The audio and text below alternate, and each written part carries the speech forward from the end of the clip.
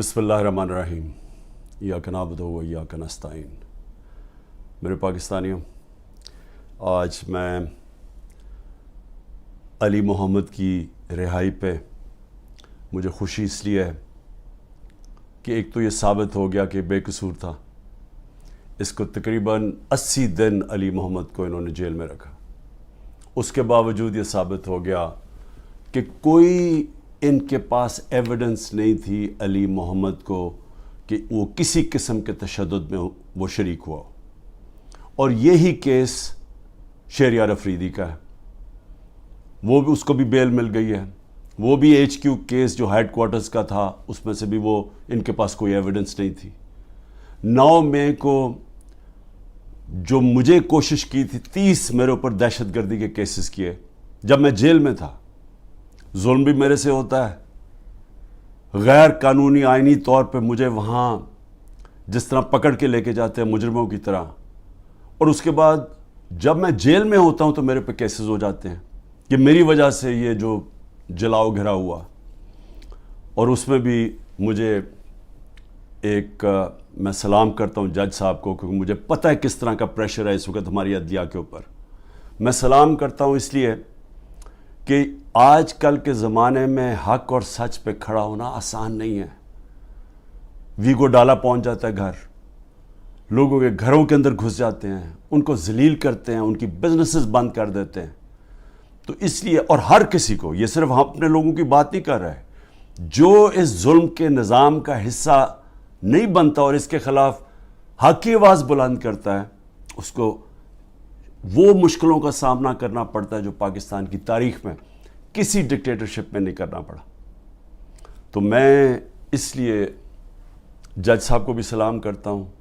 और मैं आज ख़ास तौर पे अपने वो लोग जो सब कुछ बर्दाश्त कर चुके हैं, अली मोहम्मद, वालदा बीमार, उनको डायबिटीज़ है,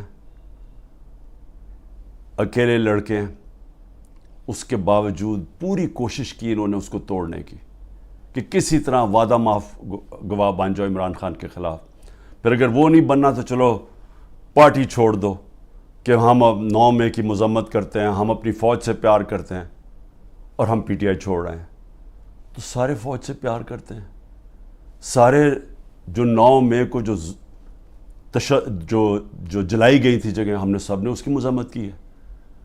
लेकिन PTI छोड़ देते हैं। ये खड़े हो गए कि हम PTI नहीं छोड़ते, और इनको बड़ी बुरी हालात के अंदर रखा गया। शहरियार अफरीदी, उनके फैमिली में भाई उनके फौत हुए, उधर नहीं जाने दिया, जेल में रखा। और जिस तरह उसके ऊपर तोड़ने की कोशिश की गई, उनकी बीवी को पकड़ा, फिर एक दफ़ा और पकड़ने की कोशिश की, बीवी बच्चों के साथ थी। तो मैं इनको ख़ास तौर पर सलाम करता हूँ। और एजाज़ चौधरी इस वक्त वो डायबिटीज़ के पेशेंट है, 70 साल उनकी उम्र है, उनका वज़न कम हो चुका है, वो भी टूट नहीं रहे। मियाँ महमूद रशीद, हार्ट कंडीशन है, उनको चेस्ट पेन्स हुई, अस्पताल गए, उसके बावजूद वो खड़े हैं। डॉक्टर यास्मीन कैंसर की सर्वाइवर हैं, उम्र उनकी तकरीबन 75 साल है। वो उस वक्त की वो बैठी हुई है, और उनको क्या, इमरान खान के ख़िलाफ़ वादा माफ गवाह बन जाओ कि इमरान खान ने कहा था जाके जला दो। जिस तरह 3-4 बच्चों को पकड़ा उन्होंने, उनको कहा जी इमरान खान ने कहा था कि कोर कमांडर घर भी जलाना है और फिर वो कोई कागजात है वो भी जलाने हैं।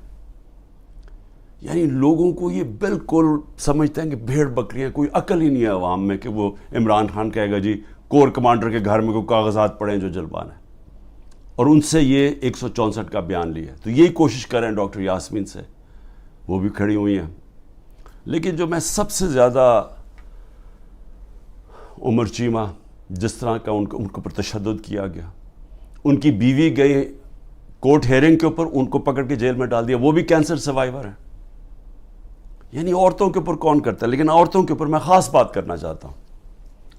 डॉक्टर ज़रका ने इनका एक रंगबाज है, जिसको मैं पॉलिटिशियन भी नहीं कहता, جو جب ڈیفنس منسٹر تھا اور فورن منسٹر تھا دبئی سے تنخواہ لے رہا تھا.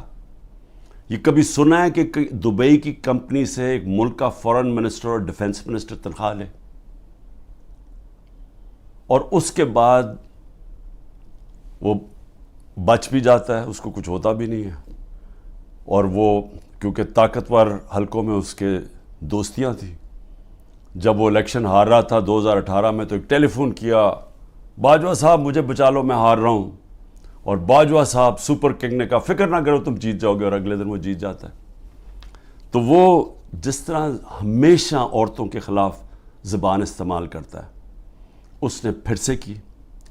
ڈاکٹر زرکا نے, سینیٹر ڈاکٹر زرکا نے جواب دیا, ان کی 2 کلینکس وہ بند کر دی. یعنی اس سطح پہ کون کرتا ہے؟ ہماری ڈاکٹر سیما ایم پی اے کراچی کی, ان کے گھر پہنچ کے ان کی کلینک اس کو بند کر دیا. ہماری سمابیہ ایکس ایم پی, اس کے گھر کے اوپر پولیس پہنچ گئی. یعنی یہ کبھی ہوا ہے کیا؟ یہ کوئی دہشت گرد ہیں, یہ کوئی کسی انتشار میں ہیں, یہ انہوں نے کیا ہے؟ تو ایسے ہے کہ آپ تحریک انصاف کے آپ کوئی ممبر ہی ہوں, سپورٹر ہی ہوں, یہی کافی ہے. آپ کی بزنس بھی بند ہو جائے گی, آپ کو جیلوں میں بھی ڈال دیں گے, جھوٹے پرچے بھی ہو جائیں گے.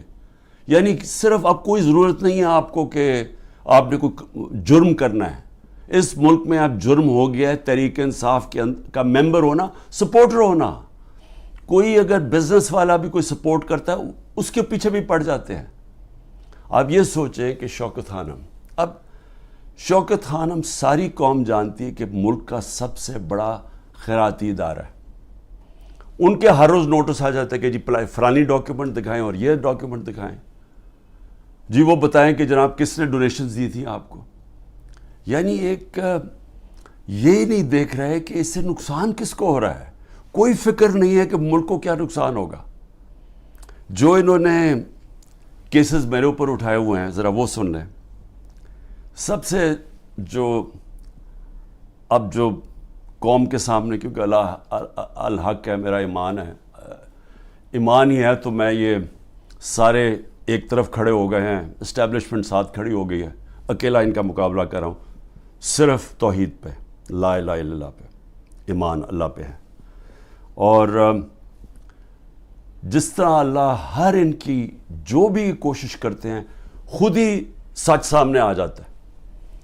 جو انہوں نے میرے اوپر القادر کا کیس کیا, اب القادر کا کیس کیا تھا کہ عمران خان نے جو القادر یونیورسٹی بنائی ہے, جدھر مکمل طور پہ مستحق گھروں سے وہ بچے جو کہ جن کے ماں باپ اعلیٰ تعلیم نہیں افورڈ کر سکتے, وہ سب پڑھ رہے ہیں مفت. اور میں بتا چکا ہوں سیرت نبی کو ہم نے بنایا کہ فیوچر لیڈرز بنیں, تربیت ہو ان کو, اور ساتھ ساتھ اس کے ٹیکنالوجی بھی. یہ ہے اس کا جو ویژن ہے یونیورسٹی کا. اس کو سامنے لا کے ایک بہت بڑی سکینڈل ہو گئی. اور اب پتہ چلا ہے کہ انہوں نے اپریل 2020 میں تفتیش کی تھی. وہ میں پہلے کہہ چکا ہوں آپ کو, نیشنل کرائم ایجنسی انگلینڈ کو رابطہ تھا نیب کے ساتھ. یہ جو سیٹلمنٹ ہوئی تھی ملک ریاض کی فیملی کی اور این سی اے کی, یہ سارا کچھ نیب کو پتا تھا. اور نیب نے اپریل 2020 میں یہ انکوائری بند کر دی تھی. ایک دفعہ انکوائری بند ہو جائے وہ نہیں کھول سکتے آپ. اور انہوں نے جو سب سے بات جو چھپا لی, جس کے اوپر اصل بات ہونی چاہیے, کہ این سی اے نے ملک ریاض کا جو پیسہ تھا وہ فریز کیا کیوں؟ وہ منی لانڈرنگ کی وجہ سے نہیں کیا. وہ انہوں نے کہا کہ ایک ٹرانزیکشن ہوئی, اور یہ سنیں ذرا غور سے, کہ حسن نواز نے پراپرٹی بیچی ملک ریاض کے بیٹے کو, اور وہ جو پراپرٹی بیچی وہ 50 بلین پاؤنڈ کی بیچی. انہوں نے کیوں, نیشنل کرائم ایجنسی انگلینڈ نے کیوں اس کے اوپر ایکشن لیا, اور ایکشن کیا لیا؟ ان کے اکاؤنٹ فریز کر دیے. کیوں کیے؟ کیونکہ پراپرٹی کی قیمت آدھی تھی. انہوں نے دیکھا کہ اس کی قیمت آدھی تھی, یعنی وہ 25 ملین پاؤنڈ کے ارد گرد اس کی قیمت تھی, 50 ملین پاؤنڈ کیسے دے دیا اس پراپرٹی کو؟ نواز شریف تب پرائم منسٹر تھا، یہ 2000 جب ہوا، یہ 16-17 میں جب پرائم منسٹر تھا، تو پرائم منسٹر نے اس وقت اپنا زور لگا کے وہ دگنی قیمت کے اوپر پراپرٹی ملک ریاض کو بیچی. یہ پہلے تو یہ بتائیں پیسہ کدھر سے آیا؟ کدھر سے حسن نواز کے پاس اتنا پیسہ آیا؟ جب وہ ملک سے باہر بھاگے ان سے یہ سوال پوچھے گئے نا، کیونکہ بتا ہی نہیں سکتے، پیسہ چوری کا تھا. اور پھر وہ پراپرٹی دگنی قیمت پہ بیچ دیتے ہیں ملک ریاض کو. وہ کس لیے بیچی؟ اور وہ اصل کہانی وہ ہے آل قادر کی، اصل وہ اس کے اوپر بات نہیں کر رہے. کوئی پوچھ نہیں رہا نواز شریف سے کہ بتائیں جی بیٹے نے یہ پراپرٹی اور آپ کو کیوں اتنی مہنگی پراپرٹی خریدی ملک ریاض نے. اور یہ بھی ہو گیا کہ یہ سارا کچھ پتا تھا نیب کو. ان کا جو ڈپٹی وائس چیئرمین ہے اس وقت نیب کا، وہ اس کمیٹی میٹنگ میں بیٹھا ہوا تھا جب یہ کیس کلوز کیا گیا. مجھے 3 گھنٹے انہوں نے بٹھایا سوال کرتے ہوئے، میرے سے پوچھا جب ان کو سارے پتا تھا جواب، کیونکہ وہ ڈپٹی چیئرمین کو بھی پتا تھا، پروسیکیوٹر جنرل کو بھی پتا تھا. اس وقت جو ڈائریکٹر تھے نیب کے پنڈی میں، منگی صاحب، وہ بھی بیٹھے ہوئے تھے اس میٹنگ پہ. تو ان کے پاس تو منٹس پڑے ہوئے ہیں اس کے. تو پھر یہ کیوں میرے اوپر سارا کچھ کیا، اور یہ جو میرا وارنٹ نکالے اور مجھے اریسٹ کیا. اور دوسری یہ جو توشہ خانہ، یہ توشہ خانہ ایک عام کیس نہیں چل رہا، یہ ایسے ملٹری ٹرائل چل رہی ہے. یعنی کہ ایک فیئر ٹرائل کا مجھے موقع ہی نہیں دیا جا رہا. خیر وہ اس کے اوپر پھر سے میں سب جوڈے سے زیادہ بات نہیں کرتا، لیکن یہ میں کہوں گا کہ میرے سے وہ سوال پوچھے جا رہے ہیں جو آج پاکستان کی تاریخ 70 سالہ تاریخ میں کبھی کسی سے، جن کو بھی کتنے گفٹس ملی ہیں توشہ خانہ میں، 70 سال سے ملتی ہیں گفٹس، کوئی نئی تو چیز نہیں ہے. کبھی کسی سے وہ سوال نہیں پوچھا کہ جی آپ کو جو توشہ خانہ کی گفٹ ملی تھی وہ آپ نے آگے بیچی کس کو، یا آپ نے گفٹ کس کو کی. کبھی کسی سے آج تک یہ پوچھا ہے؟ کبھی کسی سے پوچھا ہے کہ توشہ خانہ جب آپ قیمت ادا کر کے وہ لے لیتے ہیں گفٹ، اس کے بعد آپ کی پراپرٹی آپ جو مرضی کریں؟ بھی آپ کون ہے پوچھنے والا ہے کہ میری پراپرٹی سے میں یہ گفٹ کروں یا میں بیچوں؟ جب تک کہ جو بھی میرا چیز ہو وہ میں ڈکلیئر کروں. تو میرا سارا ڈکلیئرڈ ہے میرے ٹیکس ریٹرنز میں. تو وہ سوال پوچھے جا رہے ہیں آج، وہ وجہ اس کی ہے ان کو مل کچھ نہیں رہا. یہ 3.5 سال میں جتنا میں پرائم منسٹر رہا ہوں، ان کو یہ 2 چیزیں ملی ہیں. اس کو کرپشن کہہ رہے ہیں، یہ جو توشہ خانہ ہے، اور دوسرا چیز القادر. یہ 2 کرپشن کے کیسز میرے پہ ملے ہیں. ان 3.5 سال میں جب نواز شریف پرائم منسٹر بنا تھا، 17 اس نے فیکٹریاں بنا چکا تھا 3.5 سالوں میں، اور سرکاری بینکوں سے قرضے لیتا تھا، فیکٹریاں بنا لیتا تھا، اور بعد میں وہ قرضے معاف کروا لیے. اور جو پیسہ دیا وہ 20 سال کے بعد واپس، جو تھوڑا سا اور مارک اپ معاف کروا کے وہ بھی تھوڑا سا پیسہ دیا. ان سے کبھی پوچھا زرداری اس ٹائم کے اندر 2 سال میں اس کو 10% ساری دنیا کہنا شروع کر دی تھی کہ ہر چیز پہ کمیشن کماتا تھا. تو یہ 2 چیزیں ملی ہیں 3.5 سال میں، اور انشاءاللہ یہ میں ثابت کروں گا جب کیس آگے بڑھے گا. لیکن موقع دینا چاہیے مجھے پوری طرح جواب دینے کا. دوسری چیز جس کے اوپر میں بات کرنا چاہتا ہوں وہ ہے کہ یہ جو سائفر کے اندر، اور سائفر کے اندر میں پھر سے واضح کر دوں کہ بڑے کلیئر قانون بنا ہوا ہے. سائفر ہوتی ہے فورن آفس کے اندر، جو سیکرٹ کوڈ وہ فورن آفس میں رہتی ہے. یہ انسٹرکشنز ہیں کیبنٹ ڈویژنز کے. اس کے اندر کوئی اور کسی کے پاس وہ جو کوڈ والا سائفر ہے وہ نہیں جا سکتا. اور جو میرے پاس آیا تھا وہ مجھے پھر سے بلایا، بڑا اچھا ہے، ایف آئی آر کے سامنے پھر پیش ہوں گا. لیکن جو میرا مجھے کہتے ہیں کہ آپ نے وہ جو سائفر کے اندر چیز لکھی ہوئی تھی وہ پبلک کر دی. وہ پبلک تب ہوئی جب میں نے نیشنل سیکیورٹی کونسل کے سامنے رکھا، جو کہ ملک کا سیکیورٹی کا سب سے بڑا ادارہ ہے. اس ادارے کے اندر پہلے رکھا. اس ادارے نے وہ سائفر کو دیکھا جو اس کے اندر لکھا ہوا تھا، وہ نہیں جو کوڈ ہے، جو اس کا مفہوم تھا.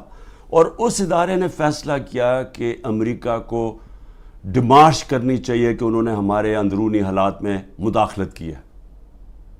یہ جب نیشنل سیکیورٹی کونسل نے کہہ دیا پھر سب کو پتہ چل گیا کہ کیوں کہا ہے، کیونکہ وہاں سے ایک ان کے آفیشل نے کہا کہ جناب عمران خان کو جب تک آپ ہٹائیں گے نہیں نو کانفیڈنس میں تو پاکستان کے اوپر بڑی مشکلات ہوں گی.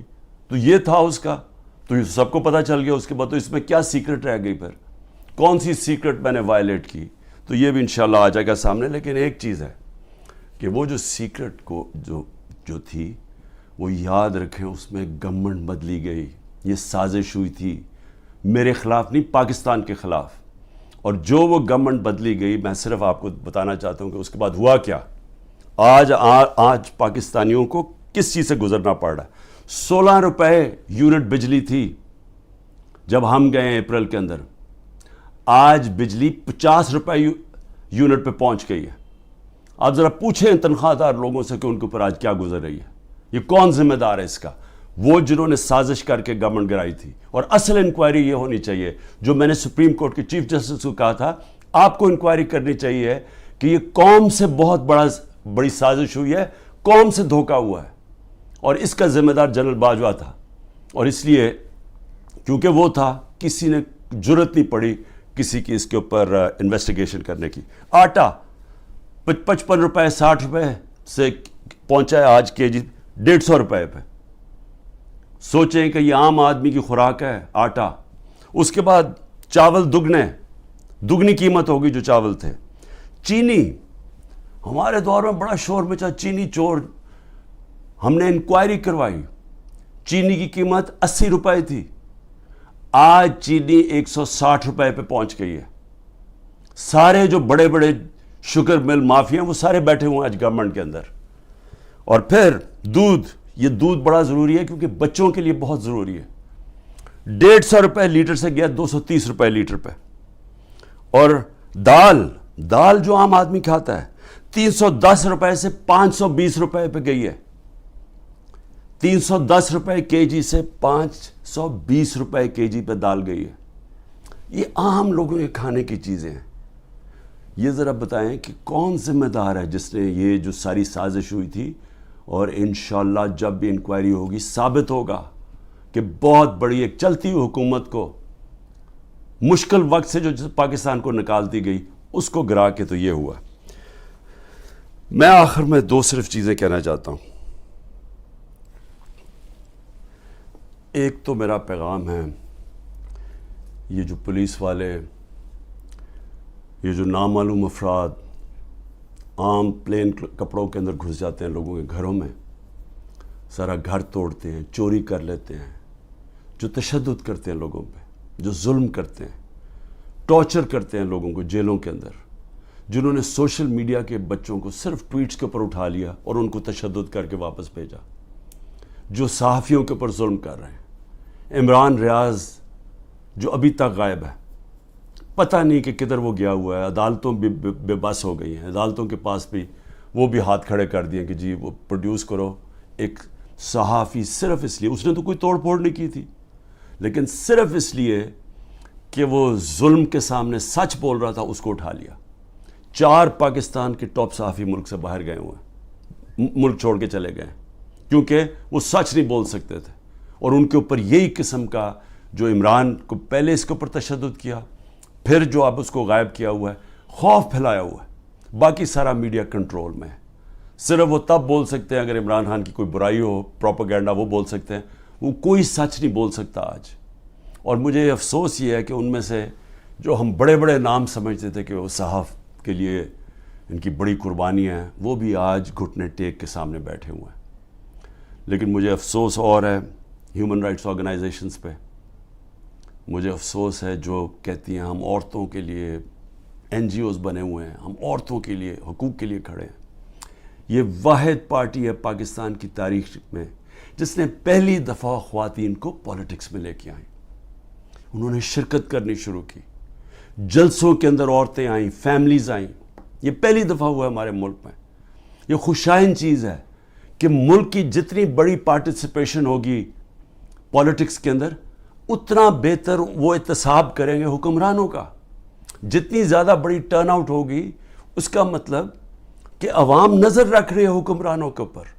تو اصل تو ڈیموکریسی کا مطلب ہی یہ ہے کہ عوام احتساب کرتی ہے جو حکومت کرتے ہیں وہ دیکھتی ہیں ان کا.